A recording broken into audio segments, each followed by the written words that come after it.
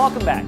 Kandee G is a talk show host, an author, a speaker, and the founder of Nothing But Good News. And after you hear her speak, you'll feel like you can do anything. Here she is. Kandee G, it's wonderful to have you on this show. Oh, thank you. I'm so excited. We're really excited to have you here. I mean, you just exude this great positivity. But I want to talk about your life. Let's start with that, because I know that for you, it wasn't always peaches and cream, right? Which is, it's really very, very true. And, it was a really tough go early on. And it's the piece, Dave, that sent me on my path to do all of the amazing, wonderful things that I get to do today. And I know that we'll talk a little bit about that. But there was a time in my life, and especially one point, where I had lost everything. I mean, I'd lost everything that I had worked for. And I found myself literally a broke, homeless single mother. And this was really a short 20 years ago. I found myself a broke, homeless single mother, and I had been studying aspects of success for a long time. And like most folks, we don't always apply them wholly and fully. And when everything was made to go away, and I was left with this little baby to take care of, I had a little 4-month-old girl, and I was actually down to my last jar of peanut butter in the refrigerator. I mean, I literally opened the refrigerator, there was one jar of peanut butter left. And what was amazing is that was a defining moment for me, because I made a decision. I made a decision that I was never going to be a victim to life circumstances. I was going to be a victor.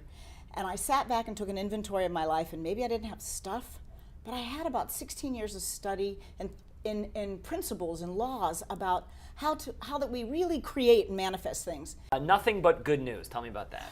Well, when I began to understand how important our thoughts are and our feelings are to being happy and having joy and creating success and all those things, about 10 years ago, I got really concerned with mainstream media. Let's face it, you turn on right? Sure. And we know this. And so I wanted one place where folks could hear the good stuff. And Nothing But Good News Radio was born 10 years ago, and I've now been on the air 4 different stations, 10 years. We now publish Nothing But Good News magazine, and they said people wouldn't want to listen to good news, and the truth is we've tracked folks listening to the show in over 200 countries. 200 countries? I know. What kind of good news is it? Whatever is good news. I've done good news on the Iraq War. I've done good news on the election. I've done good news on the economy. I've done good news on the Virginia Tech tragedy. No matter what you look at, there's good news in there somewhere. And now what happens, because I've been so established and on the air for so long, I get probably 40 to 50 requests a week to be on the show. Do you get any pushback, though, on some of these topics? You just mentioned Virginia Tech, and then I thought about the Boston Marathon. Maybe you covered that, I don't know. But when you take a really sad topic and you try to spin it and put the good news in it, are people like, why are we celebrating this? Why there is no good news? I had, there was somebody who was on the campus that day, and he approached me about doing a good news story, because we take a look at all different topics and different people to bring on.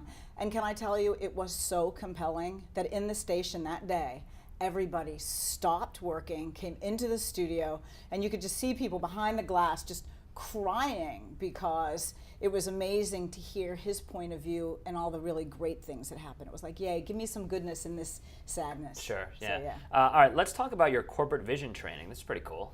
Well, all of this is all born out of the same thing, all back to the things that I'd been studying and what I applied to my life to be able to create real success for myself and my beautiful baby girl, who is now 20, by the way. And people started asking me, like, how did you create success? What did you do? And so I started developing a program based on what I did myself and researching it and putting it together. And the more it grew and the more it grew, and I stepped out and approached some very enlightened CEOs and HR directors and said, let me show you what I've got. And some folks said, yeah, let's do this. And I now have companies I've been inside training for almost 8 years. They won't let me go. We've had companies that have come back from bankruptcy. It's incredible, because we teach folks how to utilize the incredible power of our minds and our feelings to be able to attract people, situations, opportunities. What is the sort of elevator pitch on how you do that corporate-wide? Because, man, anyone that's worked in a big building with a bunch of office people knows that you could just get sort of lost in the minutia every day and disappear. Right, and what's really exciting is because we've got companies that have thousands of folks that bring this in, and what happens, it goes all the way down to the little guy, which is amazing. And I guess that elevator pitch really is about, what is your corporate culture? Does the person who greets your clients in the front of the house, do they know what your corporate culture is? Have you established a corporate culture? Do you have a vision for your company that everyone knows shows, and 99% of the time people look at me cross-eyed and say no. And so that I'll come in and show them what I do, and then, like I said, the folks that are very enlightened and want to create that ideal workplace and want to be able to have, again, a bigger vision of themselves and to be able to share it with all their employees, those are the ones that ask us to come in. So the ideal workplace, what is that like? Twister all day and 3-hour lunches, go home at 2 p.m.? Absolutely not. No? Oh, man, I was hoping you were going to say yes to that. No, the ideal workplace is having folks that realize that every single person counts. And what they do is it's a mix of mastery, autonomy, and purpose. And you teach the folks that work for you that they have control over their own life, because folks want to do a good job. That is the truth. We're talking about intrinsic rewards as opposed to old school carrot and stick management. Right.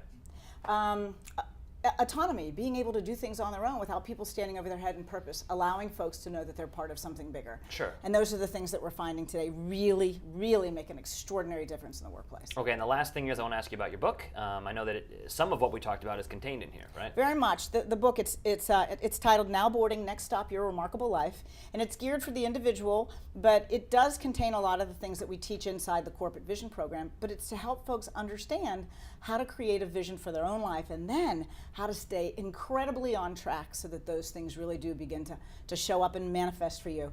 The world that we live in is strangely and wildly accommodating. We just have to learn how to focus in that direction. This is so great talking to you. I really you. feel invigorated. Oh, good. Last thing, if people want to get a hold of you, how do they do it? Kandeeg.com. That's KANDEEG.com. That's so easy. Good to meet you. Thank you. And come on back. Thank you. Okay, Will thanks do. a lot. All right. Thank you. Thank you, Kandee. When we come back, there is a new art space that's open in the Wynwood District in Miami, and they've got an exhibit with some lost photographs of Frida Kahlo. We'll give you all the details and then some when we come back.